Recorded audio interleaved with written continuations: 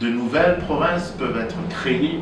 Plus de 100 000 signatures de la population réclamant l'érection de la province de Lila au Sud Kivu seront bientôt déposées à l'Assemblée nationale pour exiger le démembrement de la province du Sud Kivu. Précision détail du député national élu de Bukavu, Dr Patrick Salomo Itarkenge, devant la presse locale ce lundi 3 juin 2024. C'est une lutte qu'il n'a pas démarrée aujourd'hui.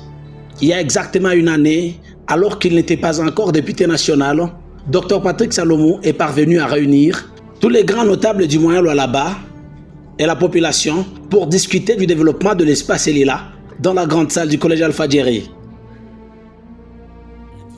Maire élu de Bukavu au législatif de décembre 2023, avec toute la confiance du peuple, la voix des sans-voix, le député national Dr Patrick Salomo, prêt à aller jusqu'au bout de sa lutte, prônant l'impulsion du développement selon la vision du chef de l'État Félix-Antoine Tshisekedi. Est-ce que vous pensez vraiment que Chabunda, on peut ajouter Mwenga, pourquoi pas Fizi, ça dépend. Vous pensez vraiment qu'ils ne sont pas viables si on les laissait se développer comme une province particulière? J'ai la ferme conviction qu'ils sont viables. Ils peuvent se développer et ça, c'est une question administrative et institutionnelle. N'oubliez pas que notre constitution prévoit que toute personne qui se trouve en République démocratique du Congo, de surcroît d'ailleurs une personne qui a la nationalité congolaise, de circuler librement partout où il veut.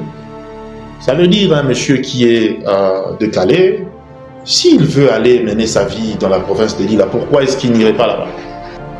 Surnommé lueur d'espoir par les Sud-Kivusiens, respectueux des textes, Dr Patrick Salomo parle bien de la modification de l'article 2 de la Constitution pour l'érection de la province de Lila. À part la constitutionnalité, donc le respect des textes, pour atteindre un objectif comme celui-là, il n'y a aucun autre mécanisme.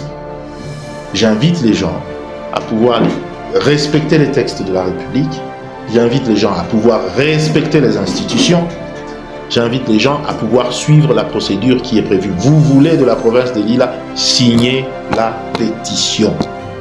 En séjour dans sa circonscription électorale à Bukavu, il reste le seul député national qui, à moins d'une année de son élection, se sent redevable envers ses électeurs. Alors moi je reviens par rapport au travail. Et mon message, le tout premier, merci beaucoup à la population de Bukavu de m'avoir choisi. Par rapport aux questions quotidiennes, eau, électricité, c'est une grande question.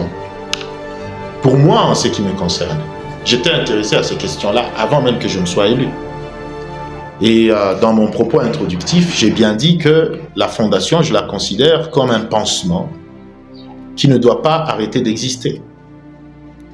Le pansement doit continuer à exister, ça suppose que les activités que nous avions, le corbillard, distribution de l'eau, et d'autres activités que je ne vais pas divulguer ici par stratégie, vont avoir lieu. La Fondation Patrick Salomo a existé, existe et existera tant que Dieu le permettra. Et nous serons au chevet de la population, puisque cela est juste bon. Nous le ferons toujours.